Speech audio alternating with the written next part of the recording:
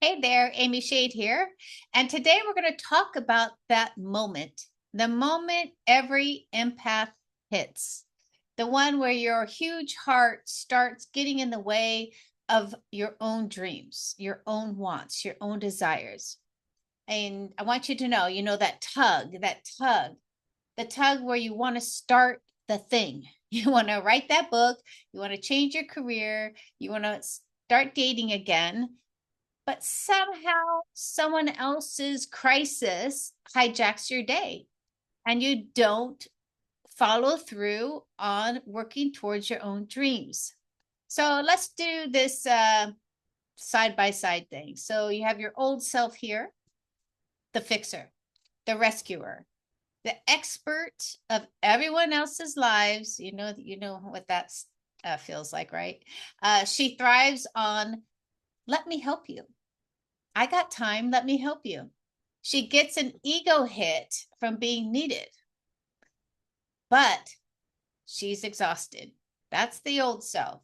The new self is the conscious empath, the conscious empath. She still leads with love, but keeps her energy clean. She practices empathy without self erasure. Okay. So one hustles for meaning by fixing others. The other creates meaning by investing in her own vision.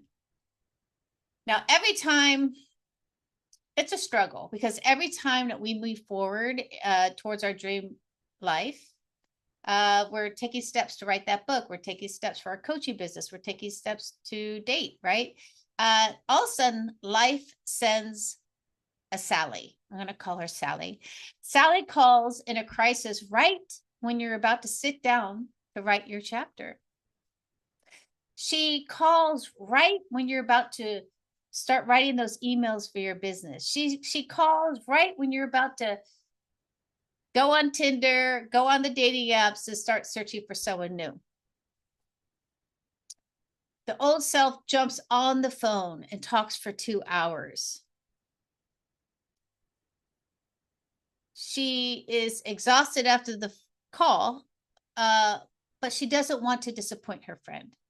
The new self notices the pattern and says, look, Sally, I have 10 minutes and then I got to get back to work. The tiny shift feels selfish at first. How many of you is like, that's kind of selfish, but it's not. It's actually sacred. It's sacred because the truth is, helping from depletion isn't love, it's fear.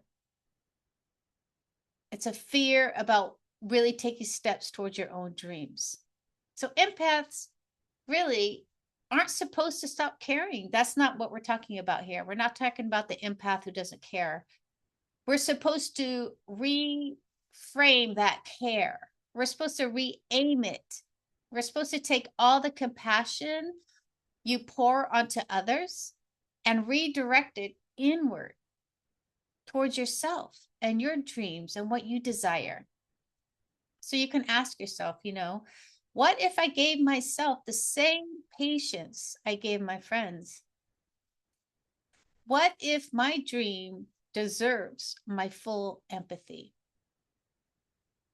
When you doubt, when you do that, guilt really shows up. Guilt is the ego of your old identity dying. Guilt is a thing that's trying to pull you back into the old identity. Don't let it. Don't let it.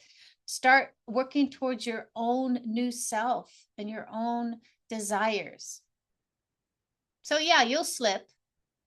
You'll still pick up the phone when Sally calls. You'll still overgive.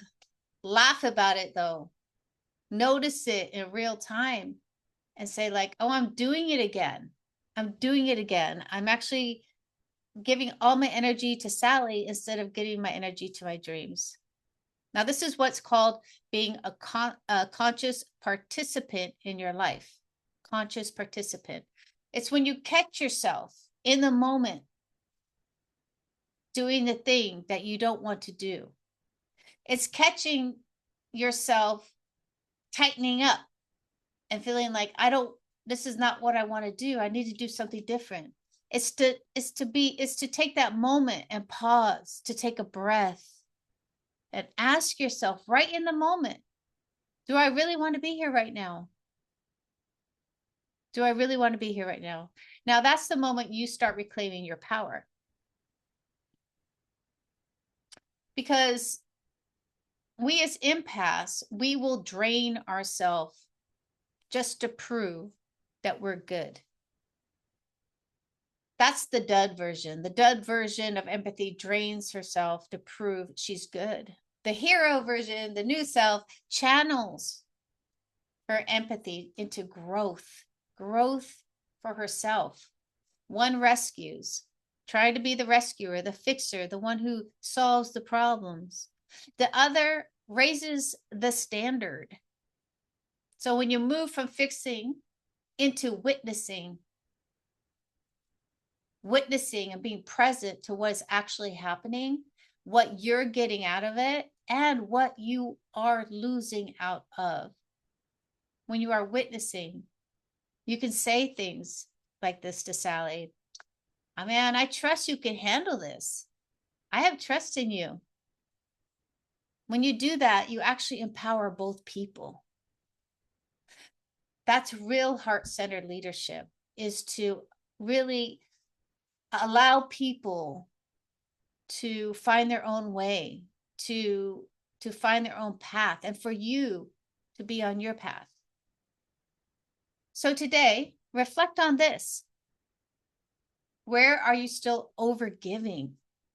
And what would happen if you turned that empathy towards your own becoming? What would happen? What would shift? What would be the shift if you didn't pick up the phone when Sally called, but you sat down to write your book, or you went on that date, or you created the dream life you wanted to create? So if this talk landed with you, then give me a like and a subscribe button. Hit that subscribe button and share it with another radiant woman in your life who needs this reminder. And by the way, if you're ready to practice this work, we do this work within a community. You can learn about the Radical Embodiment membership, which I offer. It's where we really get into, they're all live classes. So you get one-on-one support and group coaching. So, all right, stay radical, stay radiant. And remember, you're allowed to put yourself first. You're allowed to put yourself first, and have a beautiful day.